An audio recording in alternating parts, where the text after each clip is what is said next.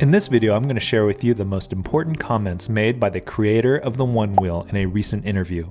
During this video, I'll show footage from a Tampa, Florida trip I took right before Christmas, and I'll introduce you to Mike, a fan of the channel who reached out to me so we could coordinate this ride. We'll check out an e-scooter that he brought for my wife that has a cool feature I've never seen in an electric scooter. Then we'll tour the Tampa Riverwalk on our micromobility devices while I share with you what I think were the most important and pertinent comments made by Kyle Doerksen, the creator of the Onewheel and founder of Future Motion. First, let's go meet Mike. Hey, how's it going?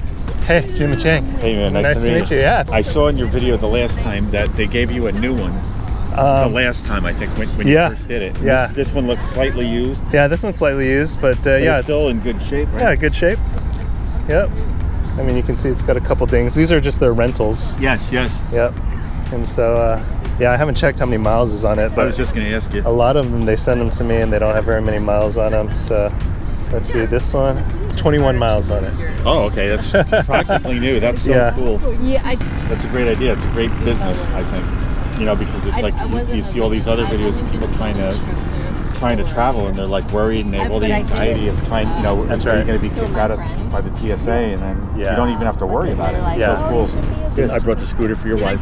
Perfect. I think it'll be good for her. I love that sign. Oh yeah, we warning alligators. Do you really see alligators? There are alligators. Have you ever seen? Oh yeah. I just want where I live, like, show this sign here. Alligators. Someone put a little googly eye on it. My neighbor is a retired Fish and Wildlife cop, and he said the way you can tell how big they are is because a lot of times you'll just see their nose in the water or their eyes. Yeah. If you could guesstimate from their nose to their eyes in inches, that's how big they are and how long they are in feet. Really? Okay. Yeah, so if you see a foot, it's a 12-foot gator. Wow. So this is it right here. Yep. I like it. The crate.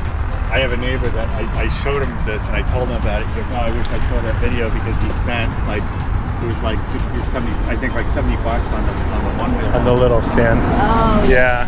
So that's the battery there. Yep. Wow. And so if you buy a spare battery, then you could go double the mileage. Yeah, that's what the Onewheel needs. You could, you could probably tell from talking to me, I'm like worried about range. I have range anxiety big time. Yeah. It's really nice. I mean, there's no reason why I didn't like it. I ordered it from Levy. From Levy. Yeah. But anyway, I have a spare battery in the car in case you run out, but I don't think you're going to run out. How much range do you get on a charge? Supposedly you get anywhere from like 9 to 10 to 13 depending on your weight. So you probably, I think it goes like 18, but I wouldn't do it. I mean, it was scary when I did it. The disc brake in the back engages. You can see it moving. Yeah. And it has a brake light. And then if you really need to brake even more, it has a foot brake. So there's 3 brakes on it, so you'll be fine. Yeah. You know, my You look solid on that. Oh, I think so. Woo. Yeah. Oh, much better. While we tour the Tampa Riverwalk, I'm going to share with you clips from this recent interview with Kyle Doerksen. You can find the entire interview on the Onewheel Instagram story in something they call Wheel Talk Live. Here are some of the topics they covered. Inspiration for building the Onewheel. Why is Onewheel thriving? Swappable batteries. Pint versus XR. What's next for the Onewheel? Is a new Onewheel coming out soon? And the future of micromobility. Ba ba ba ba! Yo, what's up, Jack? What's up, Kyle? Who better to start with than the guy who started this whole thing? For those of you who are new, I'm Jack, and I'm hosting Wheel Talk Live with Kyle. Kyle is the founder and CEO of Onewheel and Future Motion. I've got a tough slate of questions here. And now some of you guys have DM'd us questions, and we'll get to some of those. We'll jump into Onewheel things. What was your inspiration for building Onewheel? Yeah, you know, there were a few inspirations that led me to build Onewheel. You know, at the time I was working at a company called IDEO, which does product development for other companies. And so we were looking at how you can, you know, use those same motion sensors to build other kinds of experiences. And Jack's worked with me long enough to know that I'm always running a little bit late. And so I wish I had like a little vehicle with me that I could zoom and what now is called the last mile vehicle, right? So I was like, wow, I wish there was something that, smaller than a bicycle so that I could just tuck it under my seat, hop off, and then jump on something and zoom over there to the pier in San Francisco. And then, of course, I love snowboarding. So I grew up in Western Canada. We were talking about Canada already. These things all kind of converged. Small vehicle, the motion sensing tech, and the love of riding powder, that I got to, again, back to the garage, building the first prototype. It's always totally felt worth it to go just chase the dream and get this thing out there. And, now to see people around the world riding it and doing amazing things. I mean, I don't think I had any idea like how far people are going to be able to push the progression. And at the rate that, we're seeing people come up with new tricks and terrain and, concepts, like, it's just amazing what people can do with it. So, in a way, it's only been a few years, but it's, people are raising the stakes for sure. That's right. So original Onewheel, and that's why people ask you when you have the original Onewheel, did you build it? Because it was so essential. This is very, And I did build it, it was based on the, what I could build in my garage at that point, right? So it's like straight lines and, materials that were available, wood and aluminum and stuff. Right. And now, like, we've obviously refined the design language, moving through Plus and XR and Pint and,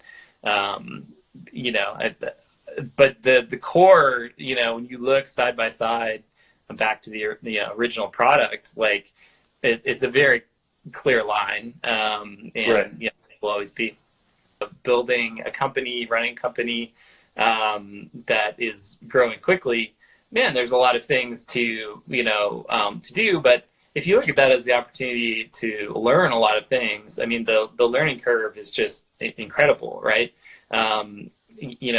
Learning about things you didn't want to learn about, but in some cases, but other things you do, and building a team and seeing that this thing that started as an idea in my head is now a company with lots of people working on it. And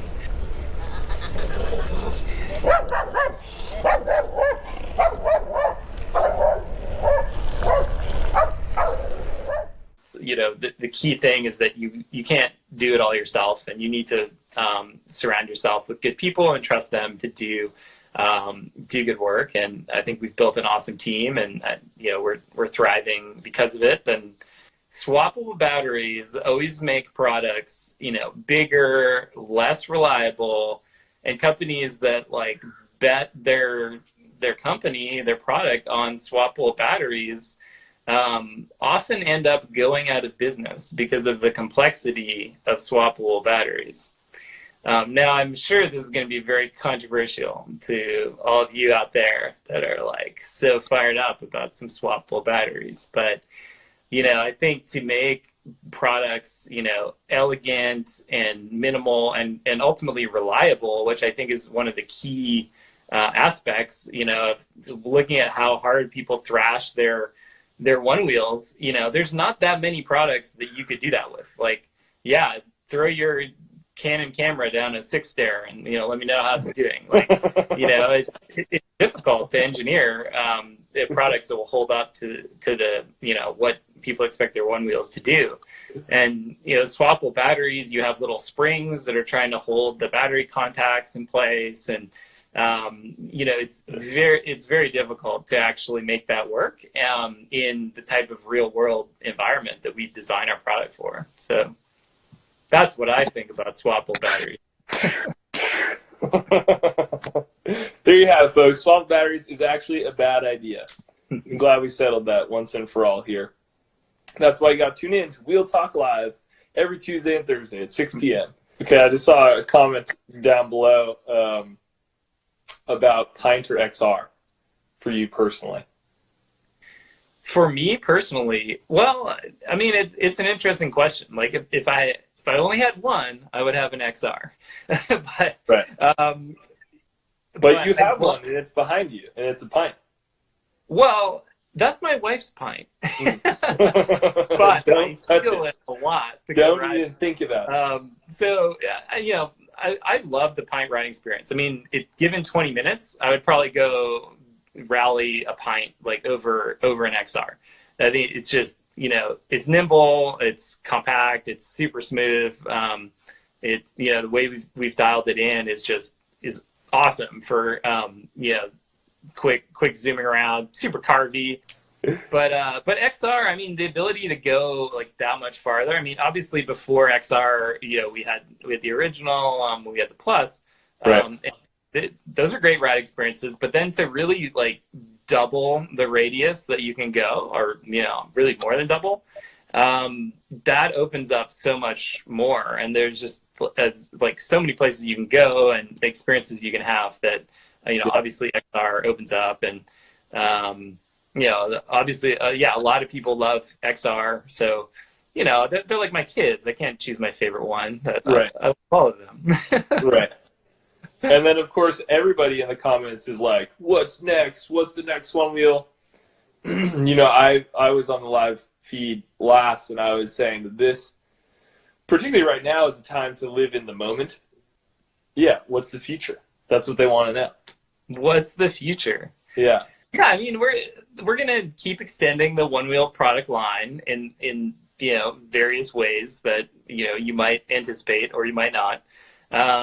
You know, I think a lot of people want to know if we're going to do other form factors besides Onewheel. That's what we're working toward, is having like a product line with different Onewheel products in it, and ultimately probably some non-Onewheel products that use sort of our same core technology to make, you know, amazing and differentiated ride experiences. If you're watching this chat and you're like on the fence about buying a Onewheel, but you're worried that a new one's going to come out, buy it. Go ahead and buy it now. If you want a Onewheel now, you should get it now. You won't regret it. That's the most I can say, and that's my candid advice. Off the record, only on the live. Now I'm with Jack on that one. Yeah. Plus $9.50 for Pint. I mean, it's overwhelming. Oh, What do you man. think? What do you think about the future of micromobility? You're talking about Europe and how cities are smaller and Onewheels make a ton of sense. People, yeah. Where is it going, and how do we fit in? Yeah, I mean, I think like until recently, the technology wasn't here to build small electric vehicles that are awesome. And now the technology is here. And it's a sort of design challenge to figure out what awesome means for different people. You know, I think people ask me, like, are Onewheels for everyone? And that's a good question. I mean, in my view, no. They're not necessarily for everyone. It doesn't need, like, 100% of people don't need the Onewheel for it to be a very successful product for those of us that love to ride them. And so, you know, I think if, you know, only 10 or 20% of people end up being Onewheel riders, that's fine. You know, I made it like, obviously there are scooters and there are other form factors, right, that are, you know, more approachable maybe, but they don't deliver the same kind of experience, you know, that you get from Onewheel. And I think, you know, really not everybody wants exactly the same experience, right? Some of us want to go feel like we're flying down a powder run, zooming across town. And for us, there's Onewheels, right?